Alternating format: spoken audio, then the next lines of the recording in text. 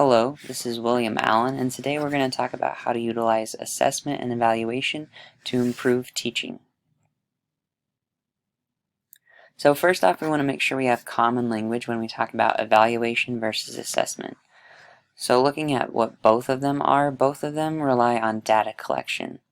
We want to make sure that both of them are valid and reliable. Both can be utilized to make changes for teachers and students, and both of them are ongoing process. Looking at evaluation, we're going to be talking about judging the quality of a performance or work product against a standard, or determining the value of something. So typically when we talk about evaluation, it could be used more in the sense of evaluating a curriculum or a teacher. So whether this curriculum has value, whether this teacher has value or not, it really focuses on the product and the data that is collected, and the results are utilized primarily by the teacher or mentor. So if you're evaluating yourself as a teacher, you're going to use that in order to change yourself. It's not really focused on the student. On the other hand, we have assessment, and that looks at providing quality feedback that will enhance the student or mentee's future performance. So it's not the end-all be-all, it's going to help them get better in the future and really address their strengths and weaknesses. So it's focusing on the process, where they're at in their journey of learning, and how we can get them to the destination that we desire. So those results are going to be utilized by both the teacher and the student and mentee. So we're going to dive a little further into assessment and the types of assessment. We have formative versus summative. These are probably terms you've used before, so we'll try to keep it brief. So again, looking at what both of them have in common, they both are going to rely on data and/or observation. They're both intended to gauge student performance, and both of them can be planned and utilized ahead of time. They can be planned ahead of time and then utilized more formally. Looking at formative assessment, this is more of your day-to-day checks. So it's going to provide feedback to the learner as you go along. They can be both formal and informal. You can have homework or other formal tasks like exit tickets that you can use, or it can be informal, just conversation, or based off your observation of a particular student. And the focus is typically internal, so you're going to use that in the classroom and in the school. You're not going to share that out with others. You're going to use that to help correct and identify students that are needing help, as well as those that are doing really well. On the other hand, we have summative assessments, and these are typically going to be more end-of-unit or end-of-year tests. They are typically used to give grades and to assess readiness for progression in grades, or whether someone needs to be held back or to go back over materials that were covered in the unit that just didn't seem to be met. It's going to judge the overall performance of a student, and it's almost always going to be formal. So it's going to be a quiz, a test, standardized test. It's usually going to be very planned and formal, and the focus is going to be both internal and external. So these kind of assessments that we take, such as end-of-year tests, state assessments, things like that, those are the kind of results that we're going to share with both our students and our staff, but we're also going to share that out typically to parents and other stakeholders to see how we performed as a whole. So looking at assessment and why it is important. So as we know, assessment is used for a variety of different purposes. It provides diagnostic feedback, so what's working and what's not working. It can validate that learning has or hasn't occurred in students.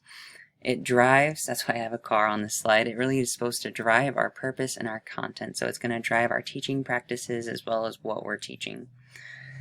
It can also be great at evaluating progress. So again, looking at where there's value in what we've done. So are there grades where they should be? We can place them based off of this assessment, and we can also target their specific needs.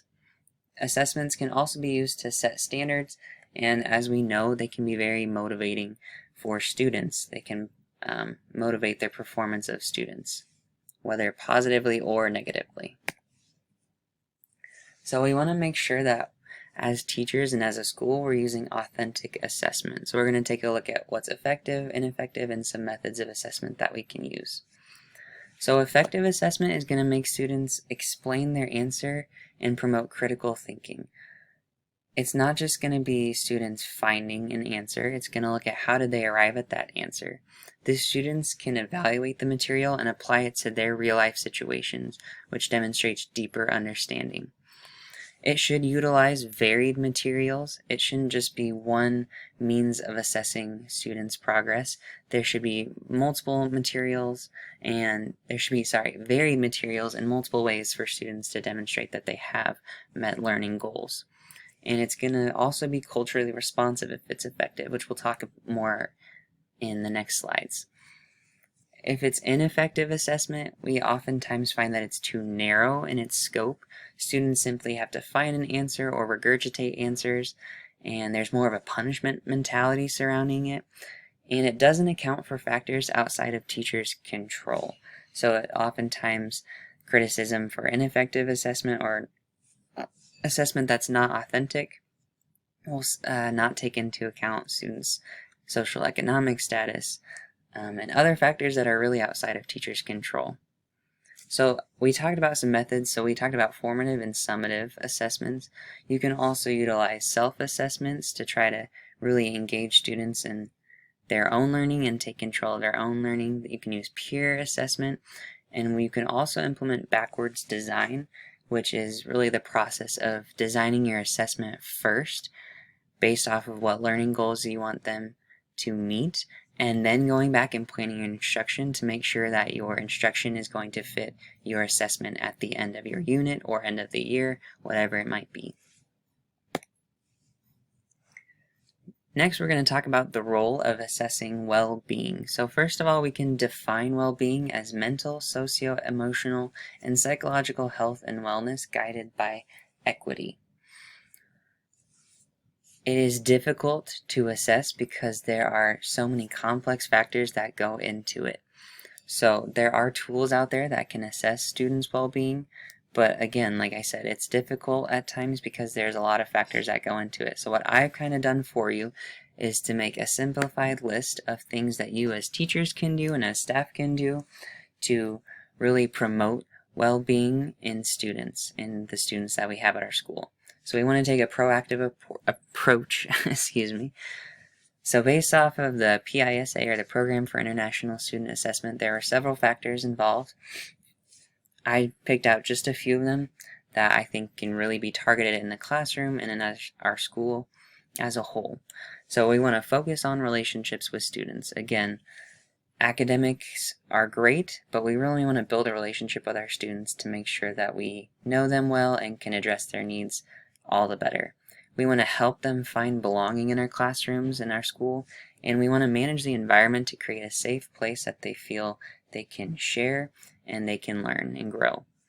We also want to, as teachers and staff, encourage parental involvement as much as we can, as we know that that is a big factor in students' well-being and learning. And we want to really be on the lookout for bullying, as this can be one of the biggest factors that can impact a student's well-being and their ability to learn. Finally, we're going to talk about being culturally responsive in our teaching and assessment practices. So one thing that we can do as a staff and as a school is to make sure that the assessments we use are culturally valid, meaning that they do not discriminate against students that maybe don't speak the language especially, or have different upbringings that are going to affect the way that they are able to perform on these assessments. So as I mentioned before, especially in regard to language, we want to ensure that we make our assessments accessible to students by providing them tools and resources, whether it be a glossary or in their native language, or providing assessments in their native language, to really make sure that we accommodate all of our different learners and make sure that those results that we're getting from our testing and assessments are going to be accurate in that situation. Another way that we can be culturally responsive is to be utilizing multidisciplinary projects, presentations, and reflections in our teaching. So we want to make sure that we can allow students to draw connections between learning and daily experiences of the world. So make it hands-on and engaging, and make sure they can relate it back to their own experience. We want to provide space for students to share their stories and to again find that sense of belonging. And we want to use their experiences to drive civic and community engagement. So if they can relate it back to what they've been taught at home and what they experience in their real life, they're going to find it more engaging, and they're going to be able to utilize that knowledge all the more.